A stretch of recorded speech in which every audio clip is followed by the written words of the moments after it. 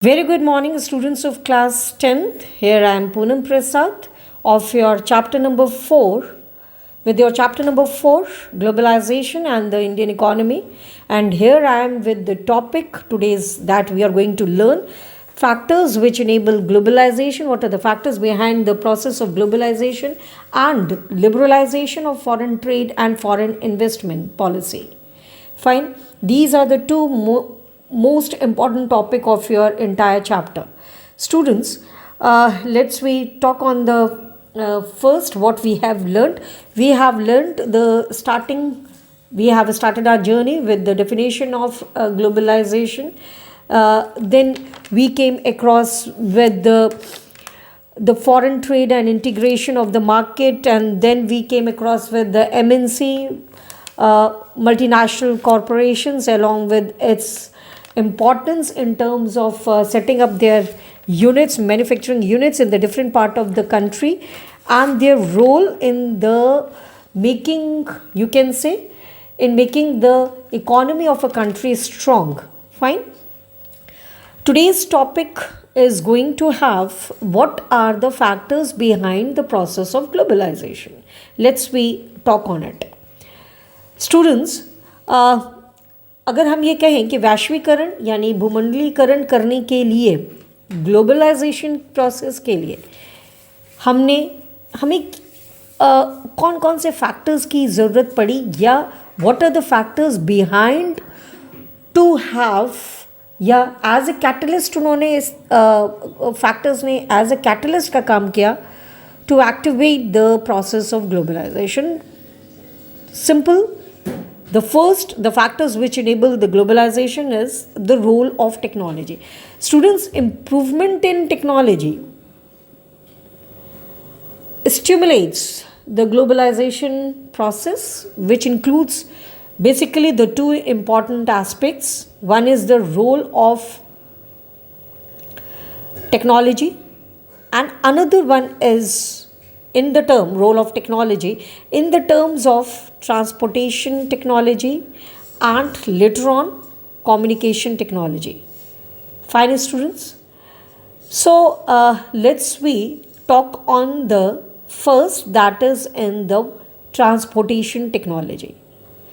Students, you already heard about that there are different modes of transportation in the lifeline of Indian economy, chapter number 7 of your geography, है ना. हमने पढ़ा कितने तरीके के modes of transportation होते हैं, और किस तरीके से अगर हम एंशियंट, मेडिवल, मॉडर्न की बात करें, और still in the 21st century, if we are talking about the modes of transportation, yes बेटा, इन ट्रांसपोर्टेशन टेक्नोलॉजी में इम्प्रूवमेंट हुआ है. The past 50 years, lots of improvement in transportation technology has occurred in all the modes of transportation. Earlier, in ancient period of time, land and sea were the importance for trading as a trading purpose. हम लोगों ने इसको भी पढ़ा है history में. फिर in our modern era, if we are talking about the modern scenario or the modern era, हमारा जो मोड ऑफ ट्रांसपोर्टेशन है वो लैंड, सी एंड एयर में कन्वर्ट होता है, कैटेगराइज्ड होता है. In land we are having road transportation, railway transportation, pipelines, और कहीं ना कहीं ये जो मोड्स हैं, सी में हम लोगों ने देखा सीवेज, एयरवेज जो इंटरनेशनल डोमेस्टिक हैं, सीवेज जो कि एंशियंट पीरियड ऑफ टाइम से काफ़ी इन्फ्लुएंस रहा है, और आज भी हैवी और बल्कि मटेरियल को एक जगह से दूसरे जगह पे इंपोर्ट और एक्सपोर्ट करता है. तो ट्रेडिंग में इन रूट्स का होना बहुत ही ज़्यादा, इन मोड्स ऑफ ट्रांसपोर्टेशन का होना बहुत ही ज़्यादा ज़रूरी था, और इसमें हर दिन कहीं ना कहीं इम्प्रूवमेंट भी हो रहा है. तो transportation technology has emerged one of the important factor behind the process of transportation. This has made much faster delivery of goods and products across the long distances possible at a lower cost, as well as without you can say wasting the time, lower cost में without wasting any time, faster means of transportation, ultimately जो delivery of goods है वो अब काफ़ी feasible हो गई है। जैसे कि आपने देखा होगा, हम लोगों ने जो ऑनलाइन शॉपिंग करते हैं उसमें किस तरीके से फटाफट शिपिंग होती है। कुरियर्स आर देयर, जो कहीं ना कहीं हमारे सामानों को एक जगह से दूसरी जगह पे ट्रेडिंग्स जो हैं वो कितना ज़्यादा स्टिमुलेट हुआ है, कितना ज़्यादा फास्टर हो गया है as compare to our earlier times. तो ultimately it all deals with the improvement और enhancement in terms of trading, और खासकर फॉरेन ट्रेडिंग। डोमेस्टिक ट्रेडिंग तो बढ़ी ही रही है बेटा, लेकिन इसके वजह से फॉरेन ट्रेडिंग भी बढ़ी है। Is that clear? तो कहीं ना कहीं ये सबसे बड़ा फैक्टर है जिसमें transportation factor is quite important, यानी improvement in the transportation technology. Next students, the most important one in front of you is improvement in communication. Students, improvement in communication, computer, telephones, ultimately these are the aspects. पहले भी होते थे, पहले postal का आप लोगों ने नाम सुना होगा। पहले जो कम्युनिकेट करने के लिए, एक तो होता है ट्रांसपोर्ट करने के लिए और एक होता है communicate, to communicate with each other, उसके लिए अर्लियर टाइम्स लेटर्स वर और telegrams were utilised by the traders, right. फिर धीरे धीरे धीरे आपके मोबाइल आपके फ़ोन्स आए, टेलीफोन, देन टेलीकम्युनिकेशन जो खासकर बढ़ा, जिसमें telegraph, telephone, fax, mobile phones, ultimately it change the entire world rapidly. अगर मैं ये कहूँ कि इनके वजह से द वर्ल्ड इज़ श्रिंकिंग, तो ये गलत नहीं होगा बेटा। Now the people are more and more interacting with each other, है ना, tradings are interacting with each other. Computers, और ख़ासकर ये सबसे ज़्यादा बड़ा है जब कंप्यूटर्स आए हैं। Computers have entered in all the you can say life of the human in all the fields, either it can be in the science, the medical, or the technological, or you can say in every walk of the life। ये बहुत essential हो गया है banking system में, education में, defence में, sports में। Ultimately कोई भी ऐसा सोसाइटी का फील्ड नहीं है जहाँ पे ये कंप्यूटर और information technology are not setting up. With the help of internet हम लोग और ज़्यादा कनेक्ट हो चुके हैं एक दूसरे से। Tradings are now stimulating more and more. Internet allowing the send instant electronic mails, emails you have, e-commerce is there, banking system is there, e-banking है ना, voice mail is there. Ultimately it all leads towards, और साथ ही साथ products में भी research and development हो रहा है just because of this internet बेटा। Designing of the products etcetera, transaction, it makes the transaction easier. Ultimately it all leads towards the improvement in terms of foreign trade, in terms of trading with the help of information and communication technology. Thus we can say that what are the factors, agar question aata what are the factors, there are the two main important factors hai. First is your transportation and another one is information and communication technology. Students, the next most important topic in front of you is trade barriers and liberalization. This is quite important topic of your chapter. कई बार इस पे question पूछा है।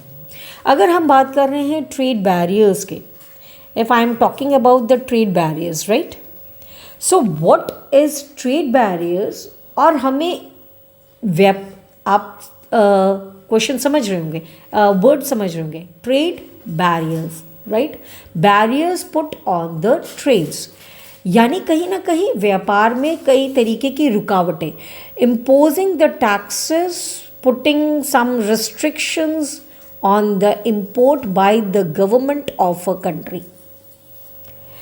Taxes on import is what we called as an example of trade barriers. बेटा trade barrier व्यापार में जो व्यवधान आता है, व्यापार में जो रुकावटें आती हैं, व्यापार में जो बंदिशें या बाधाएं आती हैं, उसमें imposing of tax on import. Import का मतलब आप समझ रहे हैं ना, बाहर से विदेशों से सामान को देश में लाना, it is called as import. और अपने देश से बना हुआ सामान बाहर के देशों में बेचना, ये कहलाता है एक्सपोर्ट. ठीक. So tax on import means, tax on import का मतलब आयात कर. जो आयात कर में हम अगर ज़्यादा हम आयात कर लगाएंगे तो कोई भी कंपनी भारत में आना नहीं चाहेगी. Taxes on import is an example of trade barriers. It means that some restriction has been set up by the government to increase or decrease. It means there are regulations, the foreign trade, and government is only to decide what kind of goods and how much of each. It means how much of each goods should come into the country. It means the government restrictions are imposing as a trade barriers here. So this is called as trade barriers बेटा, है ना, व्यापार में बाधाएं. अगर example के तौर पे let's we have a example of Chinese toys. वो चाइनीज़ टॉयज़ जो भारत इम्पोर्ट कर रहा है ना, import of Chinese toys in India. Suppose students, let be the Indian government put a tax on import of toys. Bharat जो है वो आयात कर बढ़ा देता है, यानी आयात जो सामान आ रहा है उस पर कर बढ़ा देता है, पुट टैक्सेस ऑन इट. क्या होगा? कुछ ना कुछ बेटा, कुछ ना कुछ एज ए कर के तौर पे व्यापारी इंडियन गवर्नमेंट को देता है ना. जो बाहरी का जो विदेशी व्यापारी है वो भारत को देगा, वही एक रेवेन्यू कलेक्शन होता है. ठीक है बेटा. तो अगर इसको बढ़ा दिया जाए या रिग्रेसली इसको इम्प्लीमेंट किया जाए इन टैक्सेस को, तो क्या होगा? जो कंपनीज भारत में चाहती हैं कि वो अपने सामान को भेजें, यानी भारत उन सामान को आयात करें, बट जिसके कारण, इन कर के कारण क्या होगा, ये लोग जो व्यापारी हैं, क्योंकि उनको ज़्यादा पैसा पे करना पड़ेगा एज अ कर, तो वो किस पे पैसा ज़्यादा लगा देंगे बेटा? वो सामान जब भारत में आएगा तो सामान किस पे बढ़ेगा बेटा? Because of the tax the buyers will have to pay higher prices on imported toys. क्योंकि जो रिटेलर्स होंगे, जो होलसेलर्स होंगे, रिटेलर्स होंगे, उनको भी तो पैसा खरीदने के लिए चाहिएगा, उनको भी तो पैसा चाहिएगा ना बेटा. तो वहाँ पे वो फिर सामान में क्या करेंगे, वो ज़्यादा पैसा लगा के वस्तुओं को ज़्यादा महंगा करके बेचेंगे, और ultimately the buyers of Indian market they have to pay the higher amount beta. Chinese toys will no longer be as cheap in Indian market, and imports from China will are automatically reduced beta. ज़्यादा अगर government impose करेगी taxes, ज़्यादा government impose करेगी taxes बेटा, तो ultimately it leads towards the decline of the foreign investment in the country. यहाँ पे foreign investment कम होगा. नेगेटिव क्या होगा? MNC कतराएंगी भारत में आने से. MNC कतराएंगी भारत में आने से. कोई भी विदेशी व्यापारी भारत में इंपोर्ट करने से बचे, मतलब भारत में इंपोर्ट नहीं करेगा, भारत में इन्वेस्ट नहीं करेगा बेटा. लेकिन फ़ायदा क्या होगा? फ़ायदा ये होगा कि अगर विदेशी टॉयज़ नहीं आएंगे तो डोमेस्टिक जो इंडियन टॉय मेकर्स हैं उनको फ़ायदा होगा. दे विल प्रॉस्परस बेटा. आया समझ में? तो ये ट्रेड बैरियर्स हैं. Indians why they have put, why the Indian governments have put the barriers to foreign trade and foreign investment after independence बेटा. एक बड़ा ही अच्छा क्वेश्चन आता है कि इंडियन गवर्नमेंट ने क्यों जो ट्रेड बैरियर्स थे वो लगाया। सबसे इम्पॉर्टेंट था पहला चीज़, मैंने आपको एक आंसर भी बताया था अर्लियर कि उस वक्त भारत आज़ाद हुआ और वो नहीं चाहता था कि फॉरेन विदेशी कंपनियां भारत में आए, क्योंकि एक जो एक्सपीरियंस उन्होंने 2 साल पहले लिया था कि किस तरीके से विदेशी कंपनी ने भारत पे राज सत्ता, उन्होंने मतलब भारत की सत्ता को उन्होंने हड़पा और किस तरह से हम भारतीयों को उन्होंने गुलाम बनाया। एक तो एक दिमाग में ये बात थी और उसके साथ साथ वो भारतीय प्रोड्यूसर्स को प्रोटेक्ट करना चाहते थे with in the country from the foreign competitors. ज़्यादा अगर वो ट्रेड बैरियर्स नहीं लगाते, व्यापार व्यवधान नहीं लगाते, तो अल्टीमेटली क्या होता, विदेशी मूल की जो कंपनियां थी वो भारत में आती और अल्टीमेटली क्या होता, कंपटीशन बढ़ता जिसका खमियाजा लोकल प्रोड्यूसर को होता। तो to protect the producers within the country from foreign competitions, Indian government put barriers, right? Then industries were coming up in 1950s and 60s, and competitions from import at this stage would not allow these industries to come up. जो 1950s और 60s में जो companies थी, भारतीय companies थी, वो जब establish हो रही थी तो बेटा वो नेसेंट स्टेज पे थी, बहुत अर्ली स्टेज पे थी। उनके पास टेक्नोलॉजीज़ की कमी तो थी, लेकिन कहीं ना कहीं वो बाहरी विदेशी कंपनियों के कॉम्पिटिशन्स को नहीं सपोर्ट कर पा रही थी, ठीक है। एंड दस therefore Indian had allowed the imports, you can say Indian government उतना ही इम्पोर्ट ले रही थी। The Indian government allowed imports of only essential items like medicines, machineries, fertilizers, petroleum etc. जितना उनको ज़रूरी था। मैं ये कह सकती हूँ कि इंडियन गवर्नमेंट ने इन बैरियर्स को करने के बाद उन्होंने उतना ही दरवाज़ा खोला, थोड़ा सा ही दरवाज़ा खोला कि जितना कि उन्हें अपना सामान मंगवाना था। मुझे इतना ही सामान खरीदना है विदेशी कंपनी से, मैं इतना ही लूँगी। तो यहाँ पे this is what we called it as the trade barriers बेटा, ठीक है स्टूडेंट्स। सिर्फ भारत ही नहीं, क्योंकि भारत उस वक्त अगर हम कहें आज़ादी के बाद वो अंडर डेवलप था, है ना।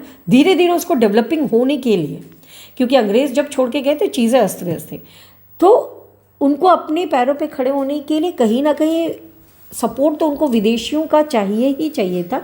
बट इंडिया ने अपने आप को रिस्ट्रिक्ट करते हुए, ट्रेड बैरियर्स लगाते हुए, उन्होंने उतना ही सामान मंगवाया जितना कि उनको ज़रूरत थी।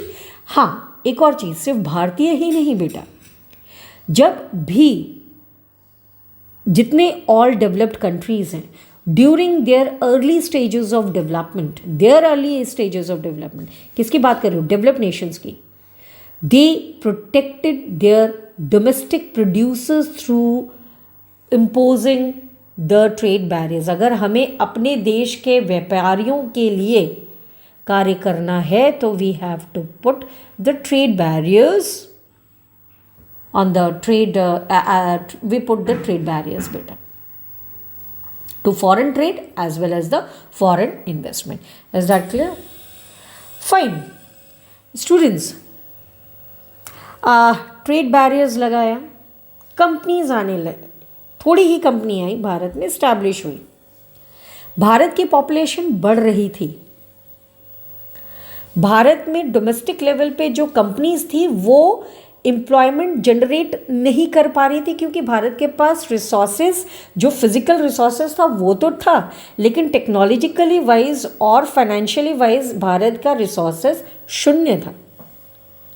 ऐसे में टिल 1990 तक भारत का जो चाहे पॉवर्टी देख लो, चाहे जीडीपी देख लो, वो काफ़ी ज़्यादा कम था बेटा। पॉवर्टी बहुत ज़्यादा थी, अनएम्प्लॉयमेंट बहुत ज़्यादा था, ठीक है।